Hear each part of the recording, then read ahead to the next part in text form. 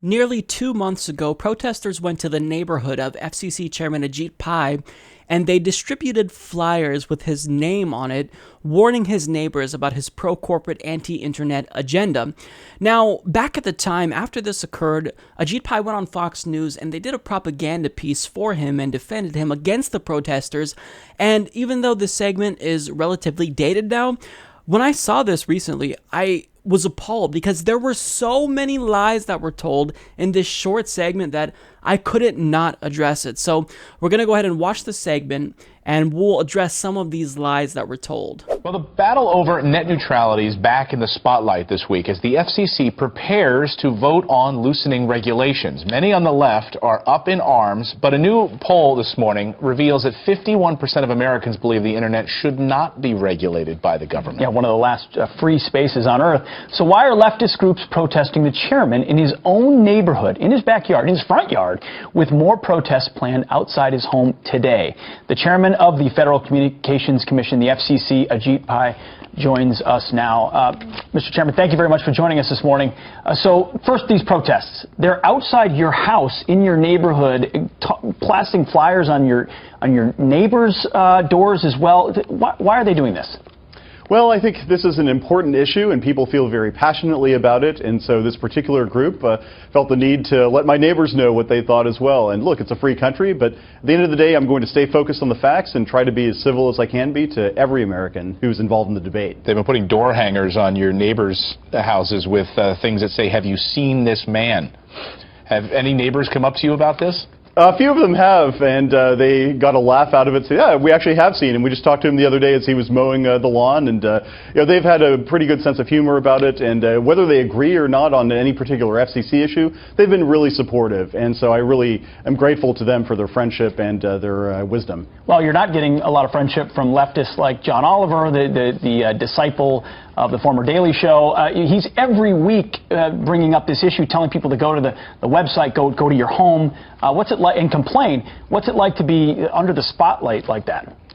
It's a change of pace, to be sure, but at the end of the day, I really want to make sure that every American who has an interest in this issue has his or her say, and that's the basic purpose of the FCC, is to open a public conversation, and if they want to participate in the conversation, we're more than happy to engage them. Well, it seems like the left, and not necessarily just those on the left, but small business owners and others have kind of maybe owned this conversation and forcing maybe the right to play defense on this. Their argument is that, hey, if there's a small store, a small business, up against some big business, they should have an equal right to internet access, just like the big business does, so that their speeds aren't slower, they have access to the same things.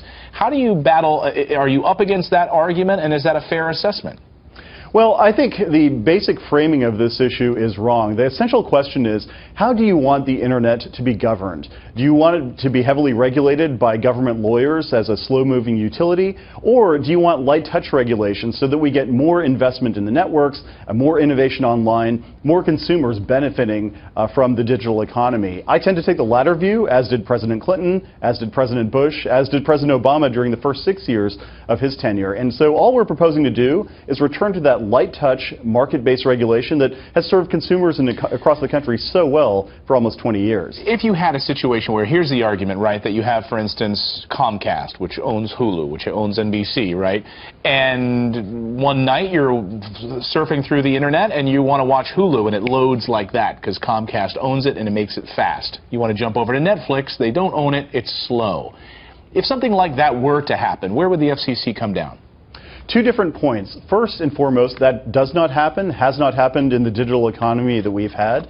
Second of all, if it did happen, if we saw an example of any kind of anti-competitive conduct, that is squarely something that the antitrust authorities at the Federal Trade Commission or the Justice Department are empowered to take action on. And that's the last thing we want to see, of course, is anti-competitive conduct. Sure. And, of course, in a capitalist country, you can change the channel or go to a different service if you want to in a free economy. Correct. So I don't even know where to start, but let's take it from the top. So at the very start of the segment, they begin lying immediately. So they cite a poll from the Morning Consult showing that 51% of Americans don't want the internet to be regulated by the government. But this is very disingenuous because this is just one of many questions that were asked in the same poll that aimed to gauge overall support of net neutrality. And this specific question doesn't use the words net neutrality. And you see, when I decided to pull up this poll that Fox News decided to cite, they conveniently left out the most important portion of the poll. So respondents were asked, quote, "As you may know, net neutrality is a set of rules which say internet service providers such as Comcast, Time Warner, AT&T, and Verizon cannot block, throttle, or prioritize certain content on the internet.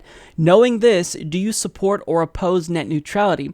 Now, using this wording, cueing respondents into what you mean by regulation, now 61% state that they support net neutrality, and only 18% oppose it, while 21% don't know. Fox News, however, they decided to not talk about that portion of the poll, so Fox News here is deliberately trying to deceive their viewers and lie about public support for net neutrality, which is overwhelming. And, you know, if they want to talk about polls, I'm glad they want to talk about polls because I've got some polls to cite myself.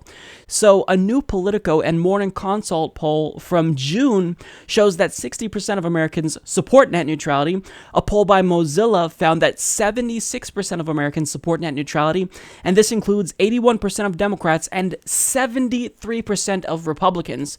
The University of Delaware Center for Political Communication found that 81% of people oppose internet service providers charging websites for faster speeds, and 83% of self-identified conservative voters support net neutrality, according to a poll conducted by the Internet Freedom Business Alliance. And I can go on, but I won't, because the point is that Americans overwhelmingly reject Ajit Pai's pro-corporate agenda, but Fox News doesn't want you to think that what Ajit Pai is doing is overwhelmingly unpopular. They only want to cite one portion of a poll that contradicts what we're saying about net neutrality. So when it comes to Ajit Pai, he says, "I want to make sure that every American that has an interest in this issue has his or her say." Is that so? Because that sounds nice, but for some reason, there are millions of fake comments being submitted on behalf of the industry, and you're playing dumb, you're refusing to investigate or even acknowledge that this is a problem, and it's creating this narrative that all these comments are legitimate and people don't actually support net neutrality, which contradicts numerous polls that show that we overwhelmingly support net neutrality. So do you actually care about what we think about the issue, Ajit Pai, or are you just saying that to do damage control? Obviously, it's the latter.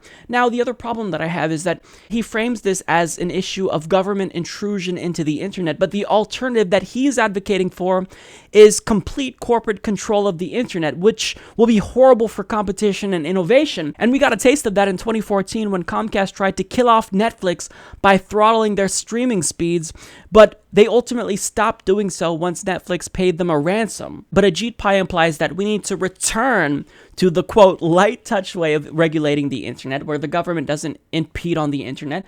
But he's implying that in 2014, when the FCC voted to regulate the internet as a utility under Title II of the Communications Act of 1934, that somehow changed the way that the government regulates the internet. But it just solidified the way that the internet has been all along. It protected net neutrality. He's the one that's trying to change it, yet he's arguing that in 2014, the FCC voted to change it. No, you're the one who's trying to change the internet. The internet is currently free and open. And if you don't believe me, go to any website you want to. If you can access any website you want to, the internet is still free and open. So he's the one who's trying to change the way the internet functions. Now, the host asked him what the FCC would do if internet service providers actually tried to throttle the bandwidth of their competitors.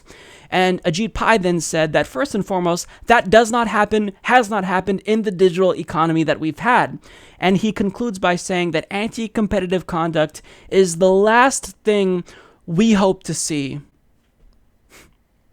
This not only did happen, because we have the obvious Netflix example that I cited, but it's also currently happening even with net neutrality on the books, because internet service providers like Verizon are pushing the limits of net neutrality. And they're arguably just crossing the line, because when it comes to data caps, companies like Verizon are excluding their video applications from data caps, which is a way to kill off their competition like Netflix by encouraging their customers to watch their video streaming service over Netflix's. Now, shout out to Philip DeFranco for reporting on this, because prior to his report on what these ISPs are currently trying to do, I actually didn't know about it. So obviously they're going to jump at the opportunity to screw us over, because they're already trying to do that with the current net neutrality rules that we already have. They are inherently anti-consumer. And another problem is that Comcast thought that they would join the fun and talk about how they support the internet-wide day of action when they've lobbied against it more than most companies. And also at the top of that list is Verizon, and they're trying to maintain that, by lobbying for a repeal of these current net neutrality protections, we're not trying to take away internet freedom. And you can see them try to argue for this with the propaganda video that they decided to post to YouTube. Is the FCC going to kill what we know as the open internet rules or net neutrality? The FCC is not talking about killing the net neutrality rules. And in fact, not we nor any other ISP are asking them to kill the open internet rules. Now, this entire video is the definition of propaganda, and people are onto their bullshit. Hence why they decided to disable comments and make the video unlisted after the like to dislike ratio probably made them shit themselves. So understand that when Ajit Pai states that anti-consumer conduct has not and will never happen, he's lying to you. He's just straight up lying to you. Understand where he's coming from. He served as legal counsel to Verizon, who's lobbying to roll back net neutrality regulations. And of course, when he leaves the FCC, you can bet your ass that they'll offer him his job back again, and they'll probably give him a really nice bonus on top of that. So what he's doing here is the agenda of the industry he came from, because he knows that it's going to pay off big time for him when he leaves the FCC. Now, the last thing I want to talk about in this video is how the Fox News host decided to be the biggest shill for the industry. He stated, and of course, in a capitalist country, you can change the channel or go to a different service if you want to in a free economy. The problem is that this capitalist utopia that you're describing doesn't actually fucking exist, because you're lucky to have more than one option when it comes to internet service providers. So if you don't like what they're doing, if you think that their behavior is too anti-consumer, you have no choice. You're stuck with them. So good job being a useful idiot for the industry, but you're doing exactly what you were hired to do. Play dumb and be a shill for the industry. So this whole segment, it was just riddled with factual errors, brazen lies, and just bullshit. It was a propaganda piece for the FCC, and by proxy, a propaganda piece for Verizon, Comcast, and AT&T. But we already know that Fox News is not news, and people who watch Fox News are less informed than people who watch no news. So this isn't surprising, but nonetheless, I couldn't allow their lies to go unfact-checked, because what they said here was just over-the-top bullshit. Support this podcast by joining the independent progressive media revolution today at humanistreport.com.